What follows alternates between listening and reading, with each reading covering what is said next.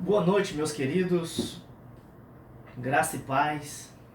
Mais uma aula, nona aula agora, da nossa série O que Precisamos Saber. E desta feita estamos estudando sobre o que precisamos saber sobre a doutrina da eleição. Muito bem, o que nós já aprendemos até agora, o que nós já vimos até agora? Primeira coisa que a gente viu foi que a doutrina da eleição, ela é bíblica, ela está em toda a Bíblia, de modo que não se pode tirar da Bíblia. Portanto, ela não é uma invenção humana, e muito menos de João Calvino, como alguns querem que seja. A segunda coisa que a gente viu foi o significado do termo, da palavra eleição na Bíblia. E também, em terceiro lugar, nós vimos os vários sentidos que a Bíblia emprega o termo eleição ou a palavra eleição. E vimos que nem sempre a palavra eleição ou o termo eleição tem o mesmo sentido na Bíblia. É por isso que toda vez que eu olhar para o texto que está falando de eleição, eu preciso saber qual é o seu contexto, o que aquela eleição está significando, ok? Muito bem. Depois, em quarto lugar, nós vimos que a doutrina da eleição é um daqueles assuntos difíceis de se entender completamente, como é o caso da doutrina da Trindade. Muito bem. Em quinto lugar, a gente viu que a doutrina da eleição ela é ensinada, ela é pregada, ela é aceita somente pelos reformados calvinistas. E foi por isso então que em sexto lugar a gente viu que a doutrina da eleição ela não pode causar em nós espanto, nós precisamos pregá-la, ok? Pois não podemos ser constrangidos. Não pode ser um problema a doutrina, não pode ser um embaraço, não pode causar em nós rejeição, irritação, perturbação e indignação. Não pode. Depois, em sétimo lugar, a gente viu que não existe um só texto na Bíblia dizendo que a causa da perdição dos pecadores sejam a eleição. Ok? Aliás, vimos que a eleição não manda ninguém para o inferno, ela tira de lá. Porque quando você olha nas escrituras, e quando você vê os textos falando da condenação dos pecadores, a causa não é a eleição, mas o pecado deles, a rejeição deles sobre a pessoa de Jesus. Ok? Depois, em oitavo lugar, nós vimos as bênçãos decorrentes da salvação, ok? E depois, em nono, nós vimos que a eleição, ela não salva, porque ela não é o Salvador. Ela é só a marca para a salvação, ou ela assegura a salvação, porque em décimo lugar vimos que todos os eleitos para a salvação serão salvos, ok? Em 11º lugar, nós vimos que a eleição ela é obra exclusiva do Pai.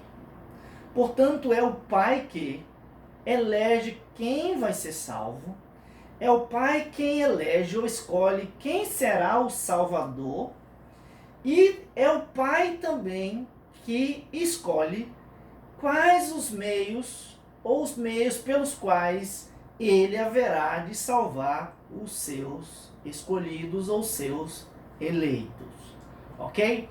E em 12º lugar, vimos que a eleição tem a ver com a soberania de Deus, ok? Porque Deus é livre para escolher quem Ele quer, porque a eleição é uma expressão da vontade livre e soberana de Deus.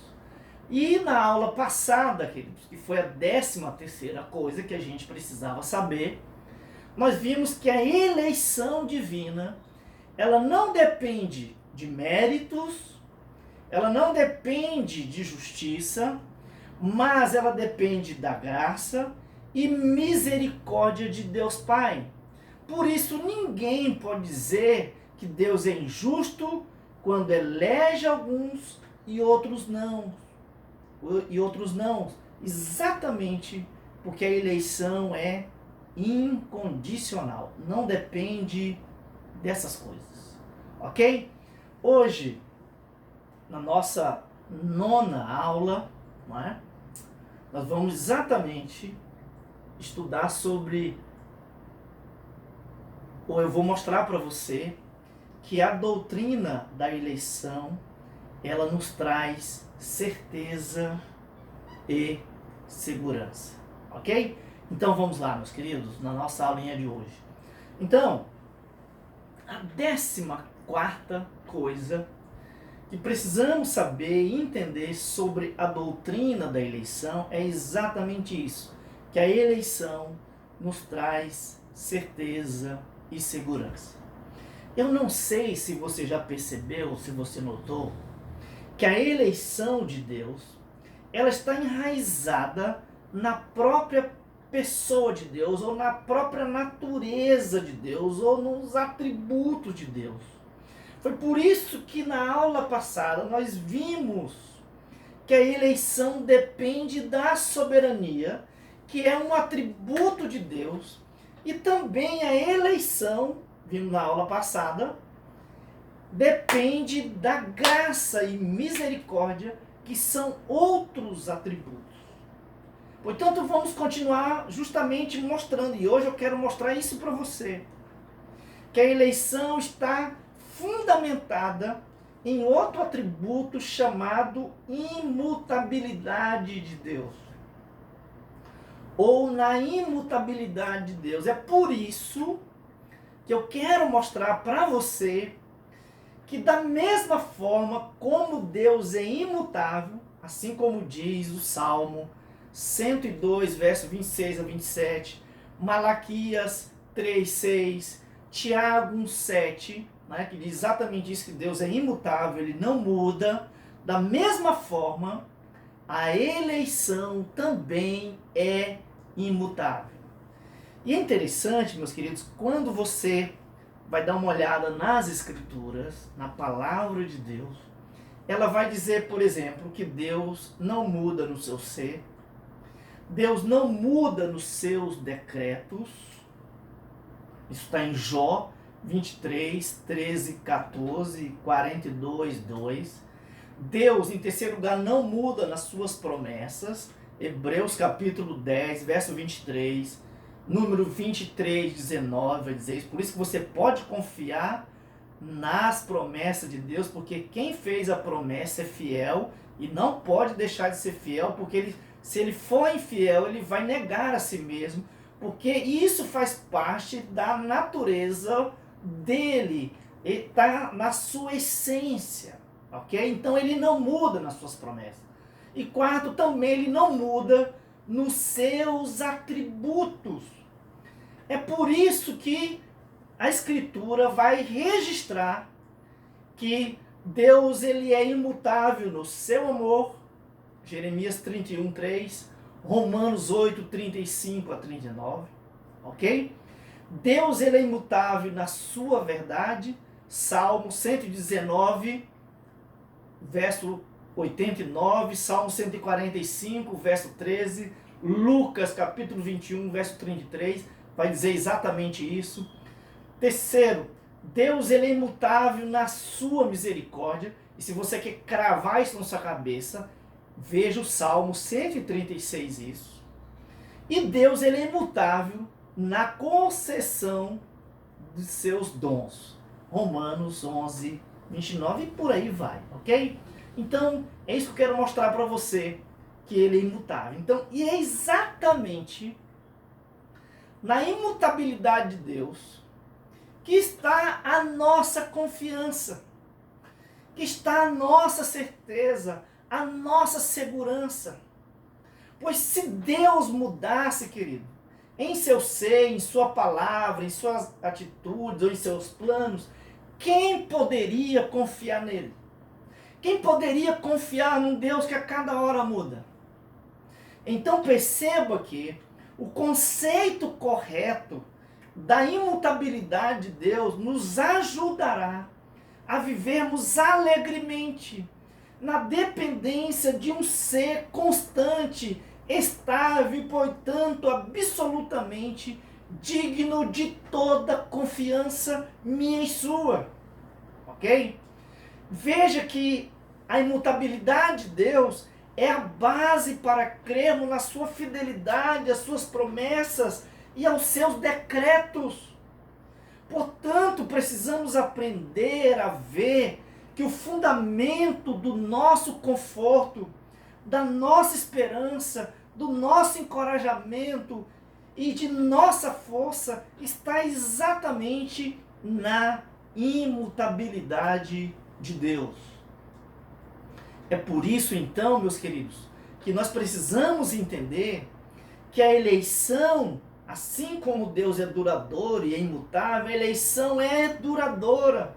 Ela não muda, é imutável, ela permanece sempre a mesma, mesmo a despeito da infidelidade das pessoas eleitas. Portanto, assim como Deus é imutável, a eleição também é imutável, justamente por estar fundamentada na imutabilidade de Deus. Ok?